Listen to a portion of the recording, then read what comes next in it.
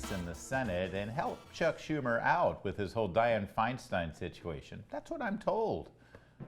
I don't think that's what Kurt Schlichter thinks. Joining us right now is the aforementioned senior columnist for Town Hall and author and bon vivant, Kurt Schlichter. Kurt?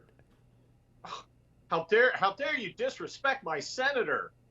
Yeah, that's right. The only person in American politics more senile than Joe Biden. Well, you're leaving out John Fetterman as well. I mean, in fact, let's start there. Senile. All these calls for Dianne Feinstein. She's got to leave. She's got to go. She's missed these votes. Are they forgetting that John Fetterman's in the room? I'm glad she's going. Well, look, Mitch McConnell may be retiring. I saw that. Who knows what's going to happen? I saw that. You know, turtle-free Senate. I'm not sure how we would deal with that. So it's true, though. Chuck Schumer needs 100 votes to be able to sort of change the committee makeup to accommodate Dianne Feinstein's bout with shingles. Fill in your own punchline there. Should Republicans do him a solid? Should they help him out? Oh, they should do him a solid, but not a solid favor. Well, what's, you know, it's the new comedy, though. Aren't we trying to hold hands and get things done here in the Senate? They'd help Republicans out, wouldn't they, Kurt? Well, I'm sure Donald Trump's #1 advisor, Lindsey Graham, will be ready to extend a helping paw. Well, we got to reach across the aisles and build bridges to a better tomorrow. Nobody knows how to lose like him. No, every time. Look, this gives us the ability to stop their nonstop progression of communist weirdos getting put onto the bench, and we ought to exploit it. Yeah. It's not, look, this isn't happy fun time, okay? These people want to destroy our country. They want us disarmed, disenfranchised, and sometimes deceased. I don't see why we should help them. Instead, we should do everything we can to make their lives difficult and miserable, much like they make mine here in California. By the way, the loudest voices for Dianne Feinstein to go are Democrats in California who are dying to replace her with somebody else. They want that seat. Yeah. Have you seen the lineup of weirdos, losers, and mutations? Is it me, or is Adam Schiff actually the most sensible of all of them? Is that the strategy? I don't know. We got Barbara Lee, who I hear is doing a turn on 1776 in the new theatrical. That would be the all-female, non-gender, racially ambiguous version of 1776. Yes. Yeah. Hey, could somebody open up a window? So. I'm sorry. Are you doing show tunes with me right now? Is that what's happening right now? Barbara Lee is most famous for being the Oakland Congress idiot who voted against retaliation for 9/11. Yes.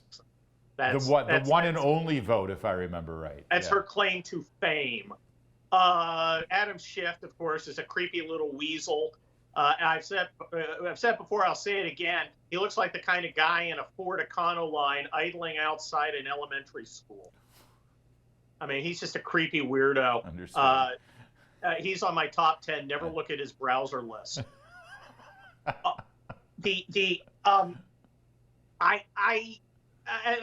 Katie Porter. Don't forget Katie Porter, who dumps. Oh, I can't forget Katie Porter. There's just too much of her to forget. Right. She it's horrible. Did you hear about how she poured boiling potatoes on her husband after calling him a stupid blanking blank blankety blank? That's all in the divorce papers. Yeah. She's stable. So either way, California is going to be well represented in the senior house of our legislature. Yeah, when her new hubby got arrested for punching somebody or something, she called up the cops and went, "Yeah, you'll never work in this town again." As you do. Kurt, I want to shift to your latest column at Town Hall because it's a good. We talk about the transgender issue a lot. We talk about Bud Light and Dylan Mulvaney, and we talk about what happened in San Francisco State with Riley Gaines getting attacked by these activists because she wants, women to only compete in sports and not let men in there. It's a quaint notion. You make the case here, though, that there's one group of Americans who are enabling this behavior, and they can stop it at any time. And who is that group? Well, it's the chicks. It is. No. Look, this stuff would not be happening if it wasn't for women. Okay? Yes, some men go along with it. But look, he males aren't, or he females aren't trying to come into our bathrooms, okay? And if they did, dudes would be like, suck. Okay, because it's not like some 110-pound gender dysphoric weirdo is going to literally beat the hell out of us and rape us. But that's kind of the problem for women. See, it's all laughs until you see what happened, for instance, in that Virginia school where one of these transsexuals, a boy pretending to be a girl, goes in a women's restroom at a school or somewhere else and literally beats the hell out of the much smaller woman and rapes her. And that's what we're really talking about. Okay, you got two kinds of transsexuals. Yeah. You have the ones who have legitimate gender dysphoria and they've got a problem and they kind of want to live and just be left alone.